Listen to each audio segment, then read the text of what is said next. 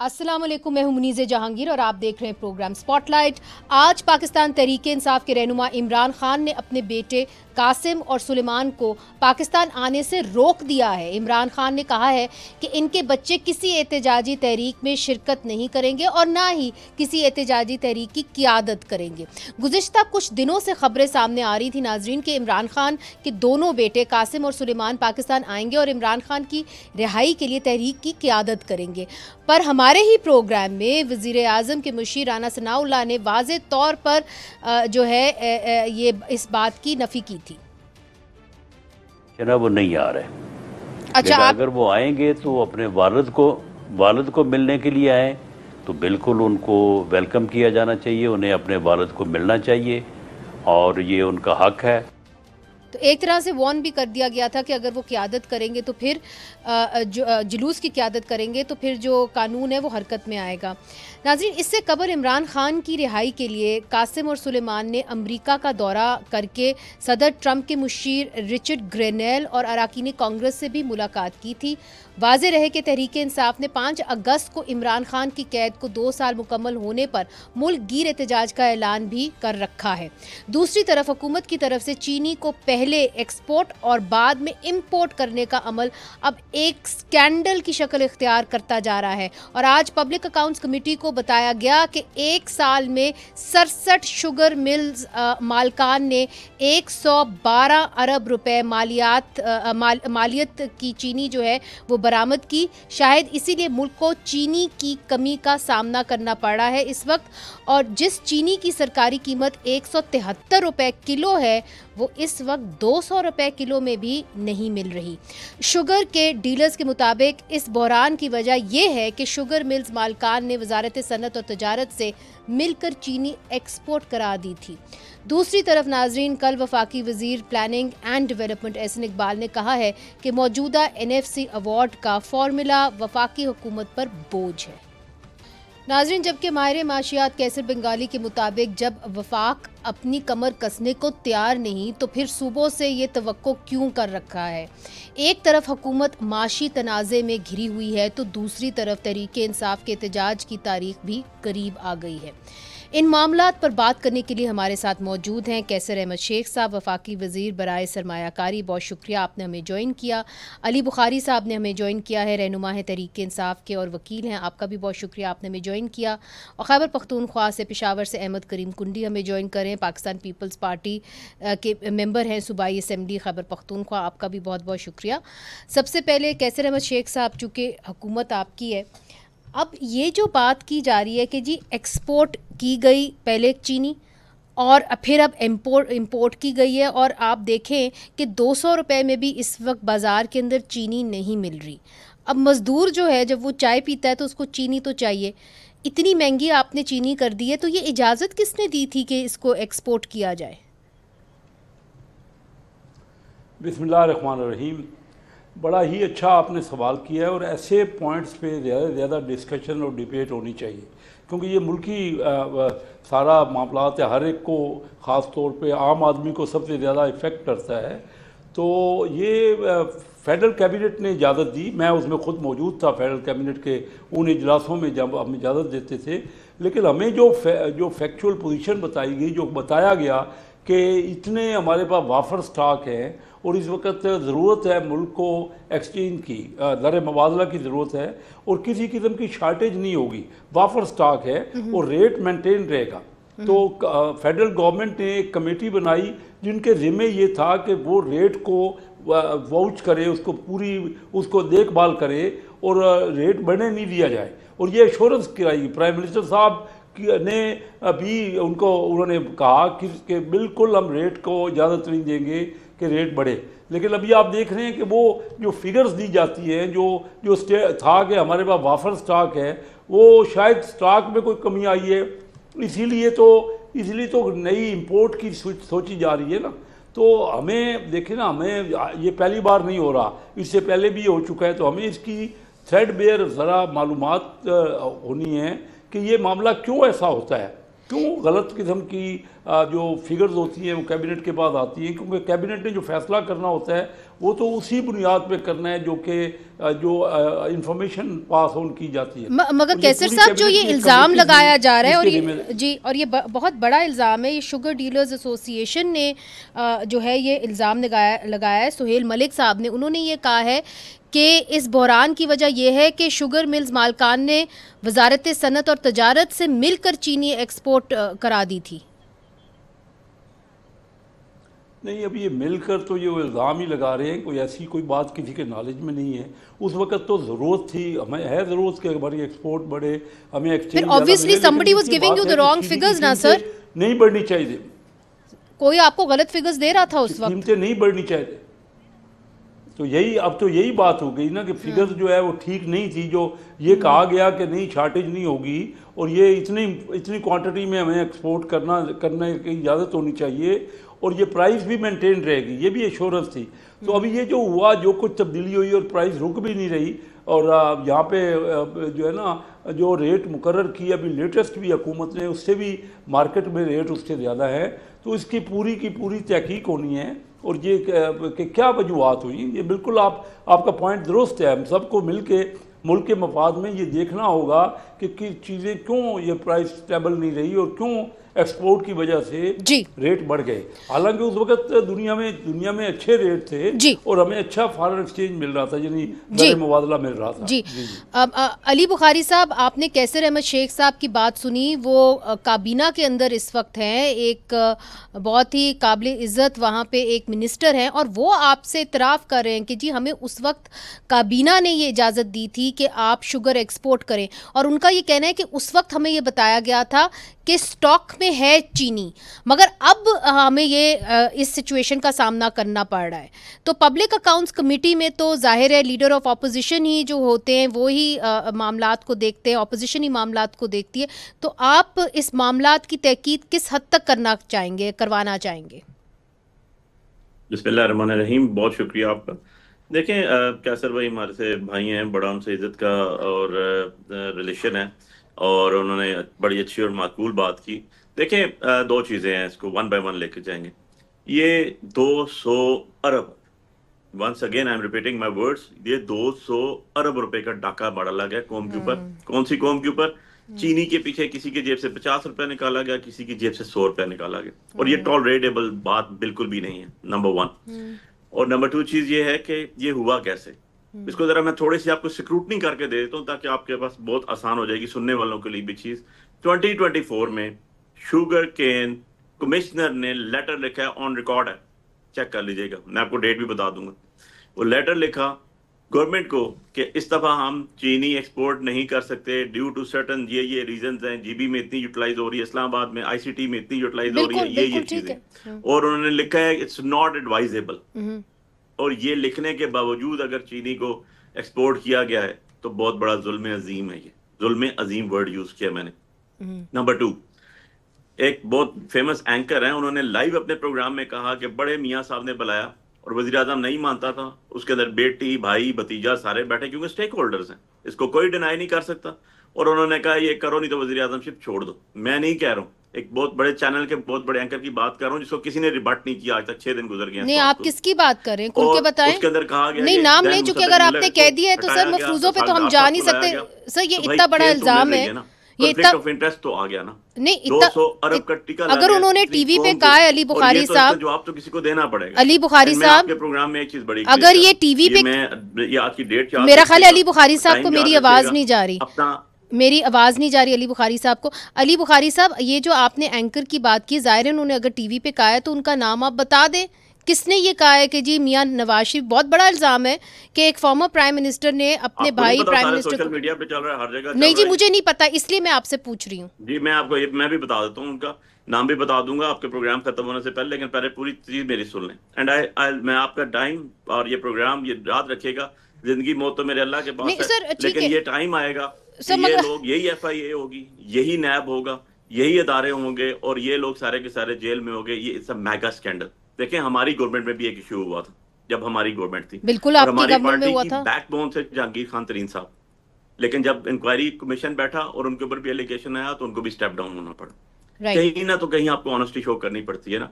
70% नहीं but sir जो आपने इल्जाम लगाया है सर कत्ता कलामी माफ शुगर माफिया जो आपका इस टाइम है सर, लेट्स नॉट, देखिए प्लीज अली बुखारी साहब आप वकील हैं, देखिए अली बुखारी साहब आप एक वकील हैं, एविडेंस की बुनियाद के ऊपर वकील भी चलता है और हमें भी सहाफ़ियों को एविडेंस की बुनियाद पे ही चलना पड़ता है। अहमद कुंडी साहब ने भी हमें ज्वाइन कर लिया है। अहमद कुंडी साहब, अली बुखारी साहब ने एक इल्ज़ाम लगाया और उन्होंने एक एंकर को कोट किया जिसका नाम अभी तक उन्होंने नहीं बताया। मैंने एक लेटर भी कोट किया है, मैंने एक लेटर कोट किया गवर्नमेंट का, मैं अभी आपके प्रोग्राम में वो दिखाऊंगा। अच्छा, लेटर किससे था? शुगर कमिश्नर की बात कर रहे हैं ना आप? अच्छा कुंडी साहब ये कहते हैं कि जी मियां नवाज शरीफ साहब गए और इस वक्त के जो वज़ीर आज़म है शहबाज शरीफ साहब के पास गए और वहाँ पे उन्होंने ये कहा कि जी अगर आप ये शुगर एक्सपोर्ट नहीं करने देंगे तो फिर आप अपनी जो सीट है, पोस्ट है, उसको आप वेकेंट कर दें। फिर शुगर कमिश्नर ने कहा कि जी आपको एक्सपोर्ट नहीं करनी चाहिए और फिर भी उसके बगैर, उस एडवाइस के बावजूद जो है हुकूमत ने शुगर को एक्सपोर्ट किया। Your take.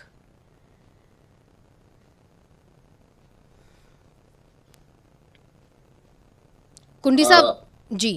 बिस्मिल्लाहिर्रहमानिर्रहीम। सबसे पहले तो मैं मशकूर हूँ आपका जो आपने मुझे यहाँ पे इस मौजू पे बुलाया और यहाँ पे मेरी नजर ली है। देखिए मुनीर, बात ये है जो सूरत हाल चल रही है उसमें लोग इन बातों से फेडअप हो चुके हैं।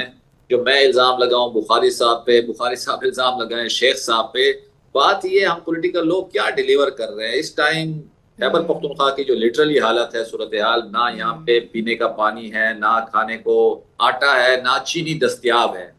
ये नहीं जो हम अगर एक क्रिटिसिज्म करेंगे क्या हम कोई किसी कंस्ट्रक्टिव कंक्लूजन पे पहुंच रहे हैं। गुजारिश मेरी ये है बुखारी साहब से, ये हमेशा FIA नैब इन चीजों को कोट करते रहते हैं। ये PTI का बड़ा इन लोगों का भी बड़ा दरीना वतीरा था।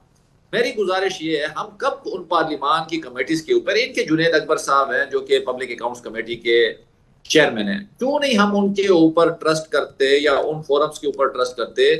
इतना बड़ा फोरम है और उसकी चेयरमैनशिप जो है वो PTI के पास है और ये मॉडल दिया भी इसीलिए गया था जो ताकि हम इन नैब और FIA और इन पॉलिटिकल विक्टिमाइजेशन से हट के उन फोरम्स को स्ट्रेंथन करें जहां पे लोगों ने हमें भेजा है। तो गुजारिश मेरी यही होगी जो हम सोशल मीडिया की खबरों से हट के जी और ये लेटरों से हट के फोरम इनके पास है उसको एक्सरसाइज करें और उस पर कंक्लूड करें और उस पर लेकर आए चीजें, क्योंकि सब कुछ इनके हाथ में है।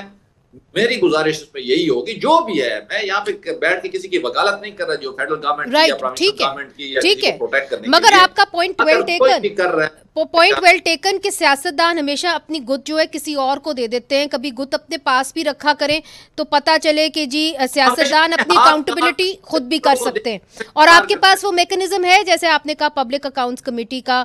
कैसर अहमद शेख साहब, इससे पहले कि मैं वक्फा लूँ, ये जो अली बुखारी साहब ने कहा है कि जी 2024 के अंदर शुगर कमिश्नर का बाकायदा एडवाइस आई थी कि आप शुगर को एक्सपोर्ट ना करें, उस एडवाइस के बावजूद आपने किया और मियां नवाज शरीफ साहब की मंशा पे किया।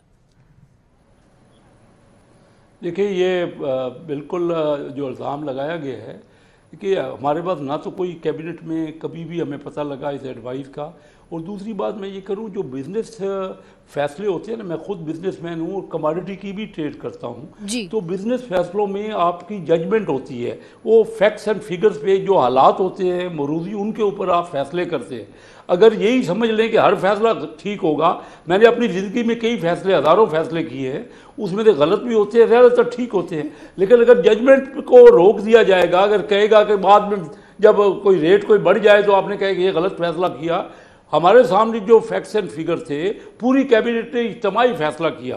कोई वज़ीर आज़म साहब तो इसके ऊपर बहुत ज़्यादा वो कहते थे कि किसी सूरत में हम प्राइस बढ़ने नहीं देगी, लेकिन प्राइस बढ़ गई, जो हकीकत है। सर जो ये एक्यूजेशन है कि मियां नवाज शरीफ साहब का जोर था कि जी आप शुगर एक्सपोर्ट करें और जो शुगर कमिश्नर था उनकी एडवाइस थी कि जी आप मत करें एक्सपोर्ट, मगर उसके बावजूद आपने किया।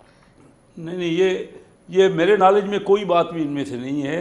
और ये जैसे कि अभी कहा गया APC, ये सारा पब्लिक अकाउंट कमेटी सबसे बड़ा पाकिस्तान का फोरम है, उस पर हर चीज़ की तहकीकात होती है और ये फोरम पीटीआई उसको चेयर कर रही है। तो आके वहाँ रिवील कर ये सारे फैक्ट्स एंड फिगर को मंगवाए ना वहाँ पे, ये खुद इनके पीटीआई के लोग देख रहे हैं। अगर बिजनेस फैसलों में कहा जाए कि हमेशा सही, तो फिर तो गवर्नमेंट को छोड़ देना चाहिए फैसले, और प्राइवेट सेक्टर उसमें हमें नुकसान भी होते हैं फायदे भी होते हैं, बिजनेस के हम फैसले करते हैं, क्योंकि ये बिजनेस का जो कमोडिटी की ट्रेड है प्योरली बिजनेस है। दुनिया की फ्लक्चुएशन होती है, और मैं आपको बताऊं दुनिया के तमाम मुल्कों में, बड़े बड़े मुल्कों में, चाइना में, इंडिया में, वही कमोडिटी एक वक्त इंपोर्ट भी होती है एक्सपोर्ट भी होती है। ये कोई नई बात नहीं है, ये अनहोनी बात नहीं है, दुनिया के हर मुल्क में होते हैं वही कमोडिटी एक ही वक्त में कुछ इंपोर्ट कर रहा है कोई, लेकिन वो होती है अपना प्राइवेट सेक्टर में। अगर गवर्नमेंट के पास है तो वो बिल्कुल हमने पूरी एहतियात से की, लेकिन ये हमारा फैसला दुरुस्त नहीं था, मैं मानता हूँ इस बात को। ठीक है, और ये मैं खुद जिम्मेदार हूँ। मगर आप अपने आप को पेश कर रहे हैं, आप पेश कर रहे हैं अपने आप को पब्लिक अकाउंट्स कमेटी के सामने। पब्लिक अकाउंट्स कमेटी को हेड इस वक्त आमिर डोगर कर रहे हैं, सॉरी इस वक्त जुनेद अकबर साहब कर रहे हैं पाकिस्तान तहरीक इंसाफ के। तो जुनेद अकबर साहब जो है मेरा ख्याल है कम अज़ कम अली बुखारी साहब तो उनके पर कॉन्फिडेंस रखेंगे, मगर ये बात उनसे पूछते हैं और मज़ीद सियासी बातचीत भी करनी है। नाजरीन वक्फा लेते हैं, वक्फे के बाद फिर से हाजिर होते हैं।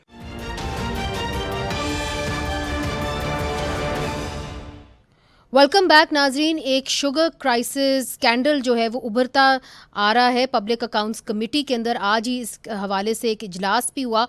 तो अली बुखारी साहब, जिस तरह की ब्रेक से पहले कैसर अहमद शेख साहब ने कहा, कुंडी साहब ने कहा कि देखिए पब्लिक अकाउंट्स कमेटी की सरबराही इस वक्त पीटीआई कर रही है, तो बजाय कि आप एफआईए को घसीटें या किसी और इदारे को घसीटें, आप क्यों नहीं पब्लिक अकाउंट्स कमेटी के ऊपर अपना कॉन्फिडेंस रखते और वहाँ पे आप लोगों को तलब करें जिस चीज़ के लिए वो बनी हुई है। पार्लियामेंट ने, मुश्तरका पार्लियामेंट ने इसको बनाया है, और वहाँ पर अगर कोई स्कैंडल है आप उसकी तहकीक करें। देखिए वनीदे, इस तरह नहीं होता। पब्लिक अकाउंट्स कमेटी ने अपने दायरा कार में रहते हुए उनको तलब कर दिया, और वो सारी की सारी चीज़ पूरी कौम के सामने आएगी, क्योंकि वो ट्रांसपेरेंट तरीके से उसको कंडक्ट करते हैं और सबके सामने होती है वो। लेकिन जो अदारे बनाए गए हैं इसके लिए ना, वो भी इसी पर्पज़ के लिए होते हैं, जो इंटेरोगेट करें, इन्वेस्टिगेट करें कहाँ से चल रही है, उसी चीज़ की तनख्वाह ली जाती है। आपके, मेरे, कैसर साहब के, हमारे भाई दूसरे बैठे हैं पीपल्स पार्टी वाले, और अवाम के टैक्सेस से उनको पैसा दिया जाता है ताकि वो सारी चीज़ों को सिक्योरिटाइज करें, इन्वेस्टिगेट करें, इंटेरोगेट करें और अवाम के सामने, कौम के सामने, अवाम के सामने सच रखें। जो एक हमारे पास फोरम है जिसको आपने अभी कहा पब्लिक अकाउंट्स कमेटी, वहां तो टेकअप हो गया और वहां पर तलब कर लिया गया, और वहां पर नाम भी पूछ लिए गए हैं कि कितने कितने किस किस के शेयर्स हैं, कौन कौन शुगर मिल्स में ऑनर हैं और कौन अभी बैठे हुए हैं, और कॉन्फ्लिक्ट ऑफ इंटरेस्ट भी क्लियर हो जाएगा। But on the other side ये कुछ छोटी बात नहीं है। देखें 200 अरब, इससे पहले हमने देखा केयर टेकर सेटअप में गंदम का स्कैंडल आया, किसी ने आज तक पूछा उसके ऊपर कि यार 3200 रुपए हमने यहाँ पर अपनी गंदम नहीं ली और हमने 4800 रुपए की गंदम जो है वो एक मंथ यूक्रेन से मंगा ली। किसी ने पूछा आज तक कि आपकी गंदम की प्राइस आपने दी है? नहीं, ये बात तो आपकी दुरुस्त है अकाउंटेबिलिटी के हवाले से, ठीक है, ये बात तो आपकी दुरुस्त है। मगर अली बुखारी साहब, चूंकि लोग आपको देख रहे हैं और आज इमरान खान साहब से मुलाकातों का भी दिन था, आज एक बड़ा अहम फैसला पीटीआई के हवाले से हुआ है, और वो ये है कि इमरान खान साहब ने अपने बच्चों को पाकिस्तान आने से मना कर दिया है। तो 5 अगस्त को जो एक उम्मीद लगाई हुई थी कि उनके बच्चे लीड करेंगे डेमोन्स्ट्रेशन, एक नई जिसे कहती है जान आएगी पीटीआई के हलकों के अंदर, तो अब 5 अगस्त के हवाले से आपका क्या प्लान है? क्योंकि कोई हमें जमीन पे कोई इकट्ठे होते हुए आप नजर नहीं आ रहे हैं।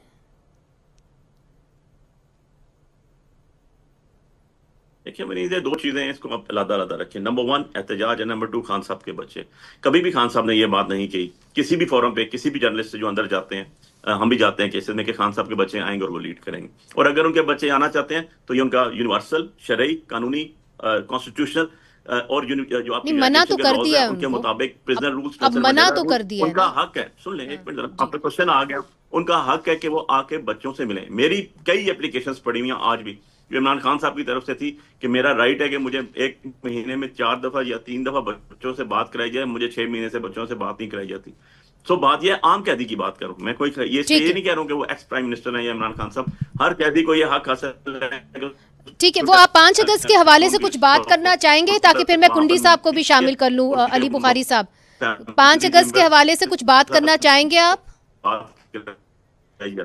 अगर वो 5 अगस्त का डेट भी खान साहब ने दी, खान साहब ने डेट दी, ये तहरीक स्टार्ट हुई है उस टाइम से जिस टाइम से खान साहब एक पेन और एक डायरी लेके प्राइम मिनिस्टर हाउस से बाहर निकालेंगे, और आज तक वो कंटिन्यू है। तहरीक का मकसद क्या होता है? नीचे तहरीक का मकसद चूंकि अली बुखारी साहब, अली जफर साहब ने कहा है कि इस्लामाबाद के अंदर इस बार जो है लोग इकट्ठे नहीं होंगे, तो फिर मैं यही आपसे पूछ रही हूँ कि 5 अगस्त का आपका लाएमल क्या होगा? ये सर, तो हमारा डिसीजन आएगा ना, अभी 2-3 दिनों में। अच्छा ठीक है, अभी तक नहीं आया डिसीजन आएगा, जो उनका डिसीजन होगा। अच्छा ठीक है, अभी वो कह रहे हैं कि जी अभी डिसीजन नहीं आया। अच्छा अहमद कुंडी साहब, देखिए आपके जो भाई हैं गवर्नर साहब, उन्होंने एक ऐलान कर दिया और ये कह दिया है बड़े वाजे तौर पे कि जी नो कॉन्फिडेंस मोशन अली अमीन गंडापुर के खिलाफ आ भी सकता है।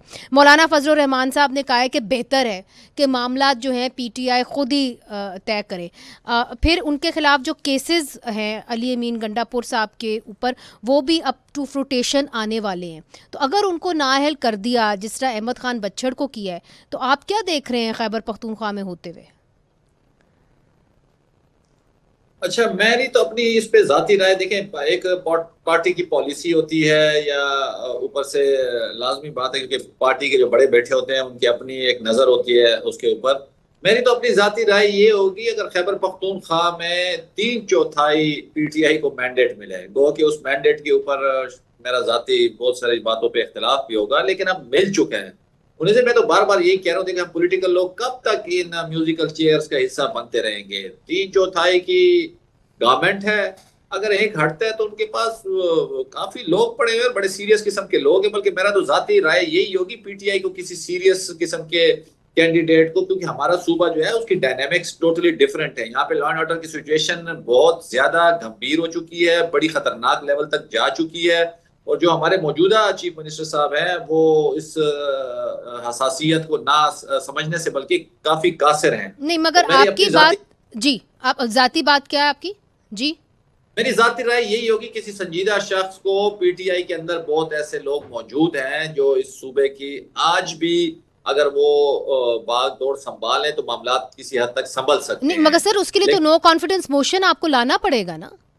नहीं, जरूरी नहीं है मेरे ख्याल में, क्योंकि पार्टी के अंदर बहुत सारे ऐसे इनके डिस्कशंस चल रही हैं, लेकिन बहुत सारे ऐसे मामलात हैं जो अली अमीन गंडापुर साहब ने हाईजैक किए हैं गालिबन, तो इस वजह से वो जो है उस रुख की तरफ नहीं जा रहे। मगर सर तौर तरीका क्या होगा?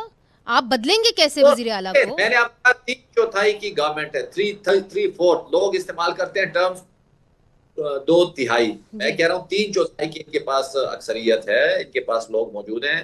किसी संजीदा शख्स को आना चाहिए और as a captain role play करना चाहिए। इस सूबे की जो मेरे ख्याल में बहुत खतरनाक हद तक चले चुके जी। कैसर अहमद शेख साहब, इधर कुंडी साहब ये कह रहे हैं कि जी लॉ एंड ऑर्डर काफ़ी ख़तरनाक है खैबर पख्तूनख्वा में, बिल्कुल दुरुस्त कह रहे हैं, ख़ासतौर पे जहाँ से उनका ताल्लुक़ है, जिस इलाके से उनका ताल्लुक़ है, जिस इलाके से मौलाना फजलुर रहमान का वज़ीर आला का ताल्लुक़ है।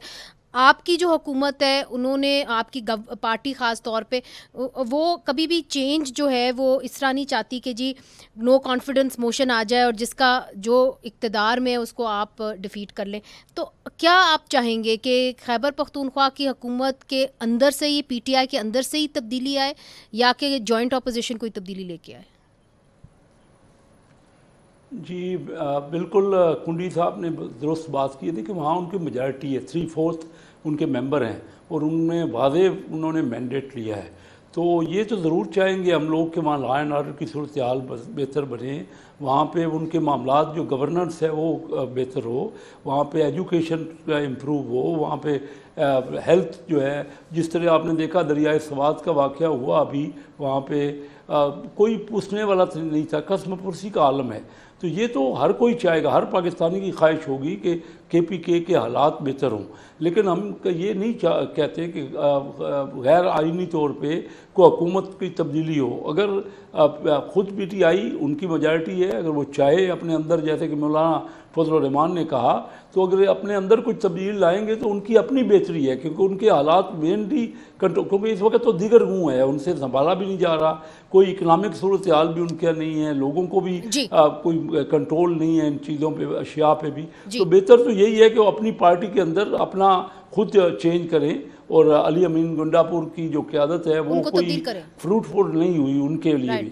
मगर इसके ऊपर PTI क्या सोच रही है, अली बुखारी साहब से पूछेंगे। छोटा सा वक्फा शामिल करते हैं, फिर से हाजिर होते हैं।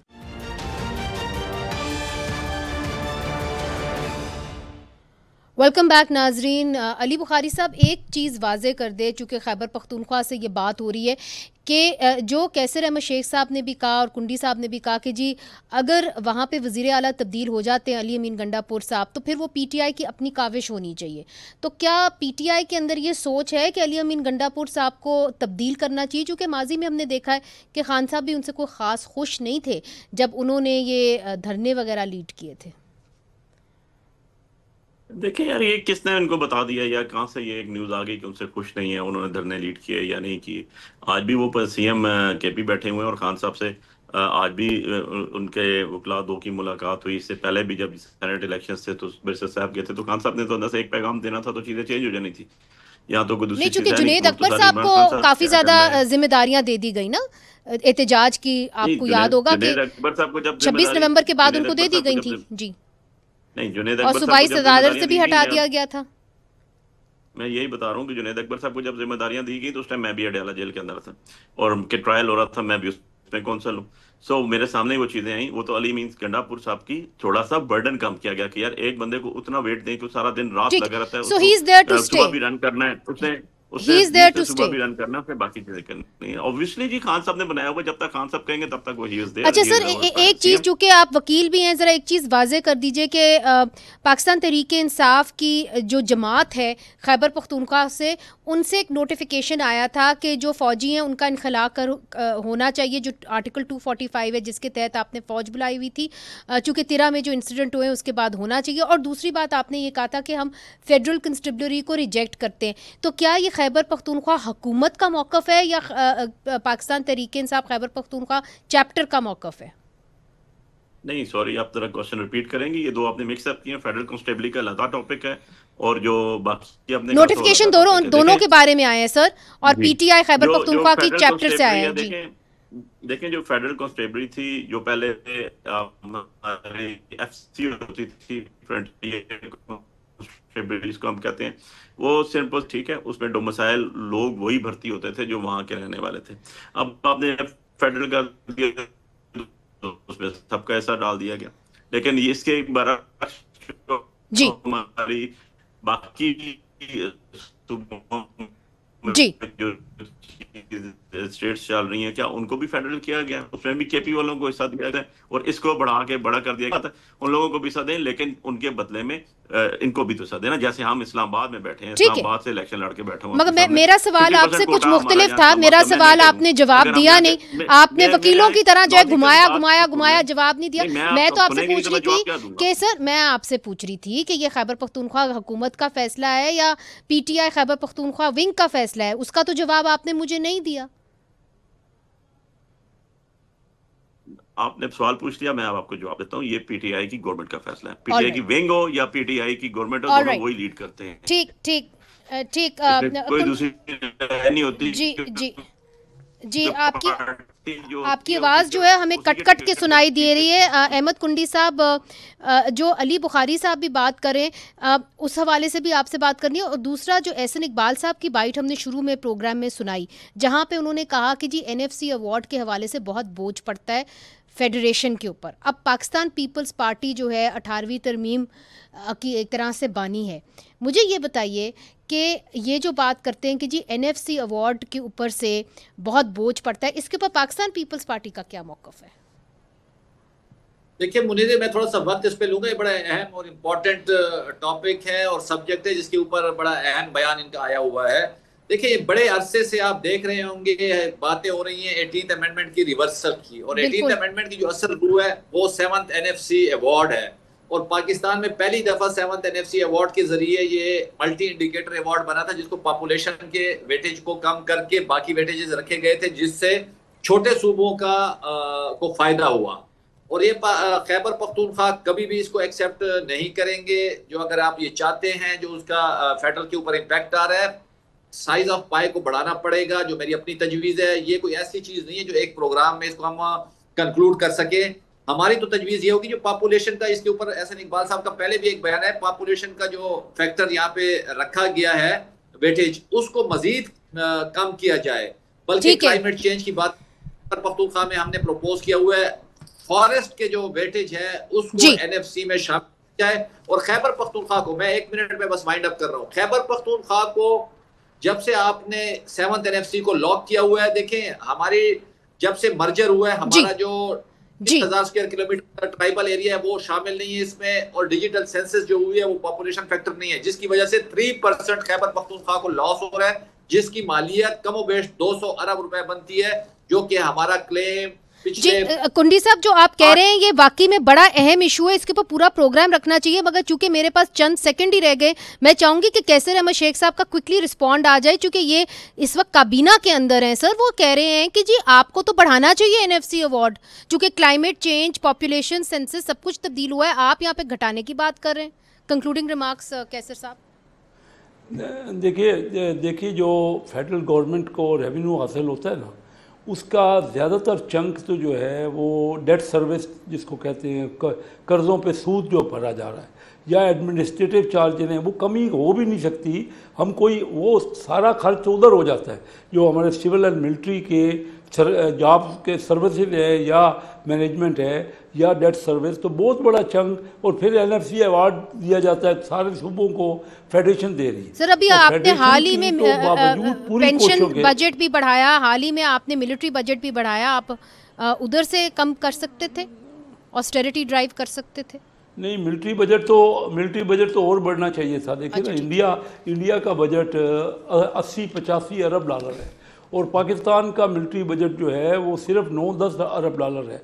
तो आज अभी भी इंडिया का बजट हमसे 8 गुना है। तो अगर मुकाबला करना है, जिस तरह इंडिया ने हमला किया और हमारी फौज ने दिलेरी से और बहादुरी से उसका मुकाबला किया, तो और उनके नियतों में फतूर है। तो ये तो मैंने असेंबली में भी तकरीर की, और वैसे कैबिनेट में भी मैंने कहा कि हमें डिफेंस बजट और बढ़ना चाहिए। तो ये, और इसी तरह आपने कहा, देखिए ना, जो लोग हैं वो तो बिल्कुल मामूली उनको मिल रहा है ना, उनको तो मिल नहीं रही। ये एक बड़ा तवील लंबा टॉपिक है, और इसके ऊपर एक अलग प्रोग्राम होना चाहिए, जिस तरह अहमद कुंडी साहब ने बिल्कुल दुरुस्त कहा। मगर जाहिर है बहुत सारे जो माहिर माशियात है वो कहते हैं कि फेडरल गवर्नमेंट जो है वो तो अपना बजट कम करने को तैयार नहीं, मगर सूबों को कहती है। बहरहाल कैसर अहमद शेख साहब, बहुत शुक्रिया, आपने हमें ज्वाइन किया। सैयद मोहम्मद अली बुखारी साहब, आपका भी। अहमद कुंडी साहब, आपका भी। तो नाजरीन, इसके ऊपर हमारी नज़र रहेगी, चूँकि पब्लिक अकाउंट्स कमेटी में शुगर क्राइसिस के हवाले से ये मामला अभी उठा है,